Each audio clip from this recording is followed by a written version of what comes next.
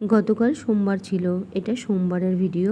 ঘুম থেকে উঠতে অনেকটাই দেরি হয়ে গেছিল, প্রায় 8টা মতো বেজে গেছিল। হয়তো একটু বেশি টায়ার্ড ছিলাম, তাই জন্য ঘুমটা ভাঙতে একটু দেরি হয়ে গেছিল। সোমবার আর বৃহস্পতিবার আমার একটু বেশি দেরি লাগে পুজো করতে, কারণ সমস্ত কিছু পরিষ্কার করে তারপরে পুজোটা করি। আসনের ওপর যে কাপড়গুলো থাকে আগের, সেগুলো চেঞ্জ করে দিই, আসনটা পরিষ্কার করে তারপর সমস্ত কিছু গুছিয়ে নিয়ে পুজো করতে করতে একটু দেরিই হয়। তো এখানে সমস্ত কিছু গুছিয়ে নিয়েছি, ফুল ফল, শিব ঠাকুরকে স্নান করাবার জন্য যা যা প্রয়োজন সেগুলো নিয়ে নিয়েছি। জিনিসের প্রচুর দাম বেড়ে গেছে। ওই 2 টুকরো কর্পূরটা দেখলে, ওই কর্পূরটার দাম নিয়েছে 30 টাকা। এই কর্পূরটা 25 গ্রাম মতো।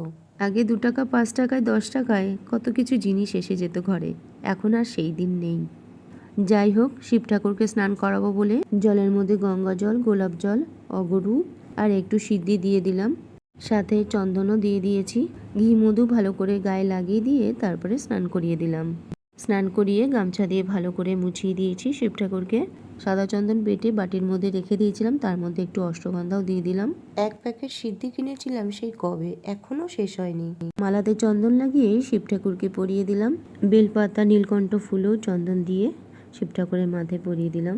ওম নমঃ শিবায় 3 বার বলে আজকে শিব ঠাকুরকে কলা নিবেদন করলাম। তোমরা আমার ভিডিও যারা প্রতিদিন দেখো তারা তো জানোই, আমার বর কলা আর শশা ছাড়া বাজারে কোনো ফলই পায় না। সকাল সকাল আমি বেরোতে পারি না, ঘরে অনেকটাই কাজ থাকে, তাই উনি যা এনে দেয় সেটাই আমাকে ভগবানকে দিতে হয়। আর মনে মনে ভাবি, এটাই মনে হয় হয়তো ভগবানের ইচ্ছা হয়েছে। আমি ভগবানকে কি খেতে দিলাম সেটা ভগবান দেখে না, আমি কতটা ভক্তি নিয়ে পুজো করছি ওনাকে সেটাই ভগবান দেখেন। এটা যেমন ঠিক কথা, সেরকম রোজ যদি একই রকম ফল দিয়ে ভোগে দিই বা অর্পণ করি ঠাকুরকে, সেটা আমার একটু খারাপই লাগে। শিব ঠাকুরকে ফুল দিয়ে সাজিয়ে দিয়ে ধূপ ধুনো দীপ জ্বালিয়ে এখন আরতি করে নিচ্ছি। আমরা যারা ভিডিও করতে ভালোবাসি, একদিন ভিডিও না দিলে মনটা খুব খারাপ লাগে। কত কত পুজোর ভিডিও, আরো অনেক কিছুর ভিডিও রয়েছে, কিন্তু এডিট করে পোস্ট করতে আর মন চায় না। ভালোবেসে কোনো জিনিস করতে গেলে সেখানে যদি খারাপ কিছু হয়, তখন মনটা সত্যি ভীষণই খারাপ হয়ে যায়। এত খারাপ কিছুর পর হয়তো ভালোটাই হবে।